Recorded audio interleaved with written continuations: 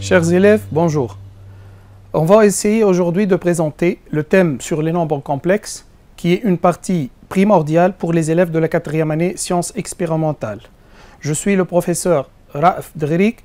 Je vais vous présenter un exercice et un petit rappel de cours sur le thème des nombres complexes sous la bienveillance de monsieur l'inspecteur Mounir Khlifi. Donc, on va commencer par présenter notre exercice qui va être en fait un rappel sur les notions qu'on a déjà rencontrées en cours durant cette année, donc pour bien réviser la partie nombres complexes. L'objectif de mon exercice, donc, ça serait la résolution des équations dans C, ensuite de faire une approche pour les formes exponentielles des nombres complexes, ensuite je vais faire quelques petites applications géométriques sur ce qu'on appelle le calcul de distance, le calcul d'angle et la construction de points. Mon exercice donc va commencer par, je vais prendre un plan muni d'un repère sur lequel je vais placer un cercle de centre O et de rayon 2.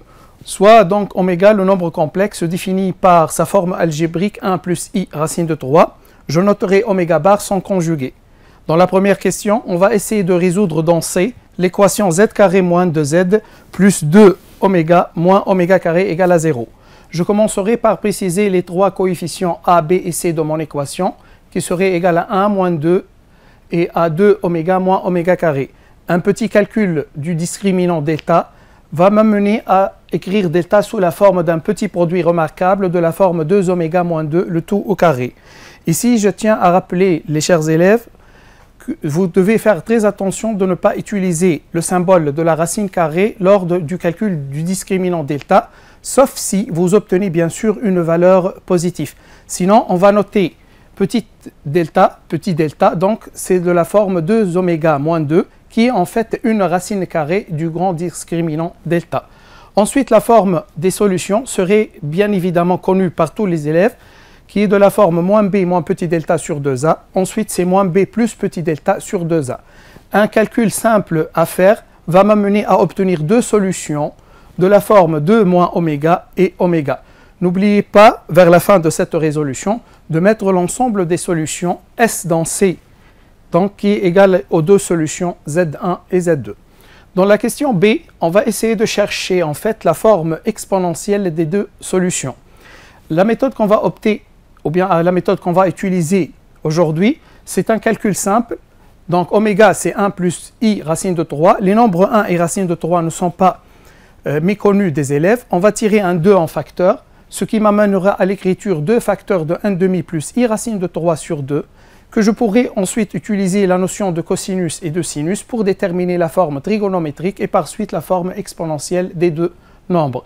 Donc ce qui va me donner que le oméga, ça serait 2 exponentielle i pi sur 3 et que la deuxième solution, qui n'est autre que 2 moins oméga, serait égale en fait à oméga bar, qui est donc 2 exponentielle moins i racine de 3. Ici, j'ai utilisé directement la formule du cours qui stipule que exponentielle i θ bar est égal à exponentielle moins i θ. Sinon, vous pouvez bien sûr utiliser la méthode classique qui va consister tout simplement à calculer le module du nombre, ensuite essayer de déterminer son cosinus, plutôt le cosinus de son argument bien sûr, et le sinus de son argument pour vers la fin déterminer l'argument, ou bien une valeur si vous voulez de l'argument, et vers la fin obtenir sa forme exponentielle. Dans la partie suivante, donc je prends A et B qui sont deux points d'affixe respectifs oméga et oméga bar. La question donc, je vais justifier que A et B sont deux points de mon cercle C que j'ai déjà présenté au départ de l'exercice. Donc là, il suffira de calculer la distance OA qui n'est autre que le module de oméga et donc j'obtiens finalement égal à 2 et que ça c'est le rayon en fait, le 2 ici c'est le rayon du cercle C et donc le A il appartient au cercle C. Même travail pour le point B, c'est un calcul aussi simple. Je pourrais calculer par la formule de calcul direct, sinon bien sûr vous savez bien que le module de Z bar n'est autre que le module de Z, ce qui va faire par la suite que directement le OA il est égal à OB égal à 2. Et finalement les deux points A et B sont deux points du cercle C. Dans la partie suivante de l'exercice, je considère un point E du plan tel que, ou plutôt un point E du cercle C, tel que UOE, une mesure de l'angle orienté UOE, elle est congrue à θ modulo de pi, avec θ c'est une valeur dans l'intervalle moins pi. Je vais demander à mes élèves de déterminer donc la forme exponentielle de ZE, qui est la fixe du point E. Pour ceci, je sais déjà que le point E est un point de C, ce qui va engendrer directement que le module de ZE, qui n'est autre que la distance OE, est égal à 2. Ensuite, pour calculer l'argument de ZE, j'ai déjà le résultat. Une mesure de l'angle UOE, c'est finalement θ. Et comme ça, j'obtiens que ZE est égal à 2 exponentielle I θ. Dans la question suivante, j'appelle D un point de C tel que OE-OD est congru à pi sur 3 modulo de pi. J'appelle ZD bien sûr la fixe de D et je vais montrer maintenant que ZD est égal à oméga exponentielle I θ. Pour arriver à établir cette égalité qui semble au départ être un peu difficile, je vais utiliser une méthode simple. Je vais commencer par calculer le premier membre, ensuite je vais calculer le deuxième membre, bien sûr en se basant sur les propriétés déjà connues par les élèves au cours. Je commence par calculer l'argument de ZD. Une mesure de l'argument, c'est l'angle UOD. En utilisant les relations de Schall pour les angles orientés en intercalant le vecteur OE, j'obtiens finalement, c'est l'argument de ZE plus une mesure de l'angle OE-OD qui donne finalement θ plus pi sur 3. Ensuite, dans l'étape suivante, je rappelle que D est un point de C, ce qui va m'amener à calculer la distance OD qui est égale à 2. Et donc ici, j'obtiens que ZD c'est égal à 2 fois exponentielle I θ plus pi sur 3. Maintenant, je vais calculer, ou bien essayer de calculer l'autre membre. Je calcule maintenant le produit oméga exponentielle I θ. J'obtiens un produit de deux nombres, ou bien deux formes exponentielles. La propriété du cours est simple. Exponentielle I θ fois exponentielle I θ' me donnera automatiquement exponentielle I, entre parenthèses θ plus θ', ce qui m'amène à la fin d'obtenir le même résultat. Une fois le résultat établi, donc je conclus que ZD, ce n'est autre que oméga plutôt, multiplié par exponentielle I θ. Dans la dernière partie de l'exercice, je vais maintenant essayer de faire un petit calcul en utilisant les affixes et les géométries et les triangles ensuite. Je commence par prendre donc θ est congru à moins pi sur 6 modulo de pi. On désigne par I et J les milieux respectifs des segments AE et BD. A bien sûr et B sont les deux points déjà introduits qui sont les images des affixes solutions de l'équation de départ, et le point E et le point D ont été déjà introduits par l'exercice. J'appelle K le point d'affixe racine de 3. Je note ZI et ZJ les affixes respectifs des points I et J déjà introduits. Maintenant, ce qu'on me demande de faire, c'est de justifier que ZI s'écrit sous la forme algébrique, donc racine de 3 plus 1 sur 2 plus I, racine de 3 moins 1 sur 2, et de aussi donner une écriture algébrique du nombre ZJ. Ce que je vais utiliser ici, c'est tout simplement la propriété du cours concernant le milieu d'un segment. Je rappelle que si I est le milieu d'un segment AE, il suffira d'écrire bien sûr que ZI est égal à ZA plus Z de E sur 2. On a effectivement ZI, c'est ZA plus ZE sur 2. Un petit calcul simple en utilisant les deux formes exponentielles va me ramener à l'écriture exponentielle I pi sur 3 plus exponentielle moins I pi sur 3. Mais ensuite, je remplace par la forme algébrique des exponentielles.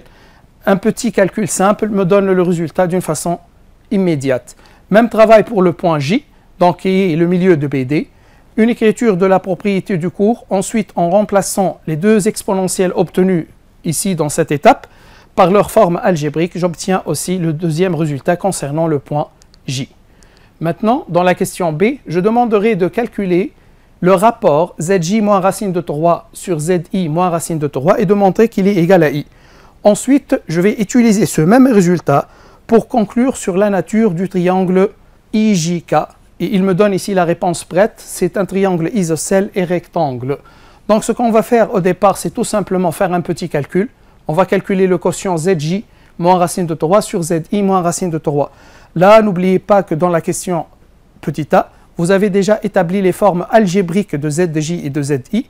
Il suffit de les utiliser. Un petit calcul, bon, je ne dirais pas qu'il est assez facile, mais assez intéressant, va m'amener à obtenir le résultat donc I. Dans ce cas, j'ai deux résultats établis à la fois. Le premier, c'est que Zj moins racine de 3 sur Zi moins racine de 3, ce n'est autre que Zj moins Zk sur Zi moins Zk, qui est égal à I, qui est, je rappelle, un imaginaire pur. Ceci va impliquer que les deux vecteurs Kj et Ki sont orthogonaux. Ici, je tiens à rappeler mes élèves que lorsque vous faites le rapport d'affixe de deux vecteurs, si le résultat est un imaginaire pur, vous obtenez automatiquement une orthogonalité entre les deux vecteurs. Et si vous faites le même rapport et vous obtenez un réel, les deux vecteurs seraient alors collinéaires.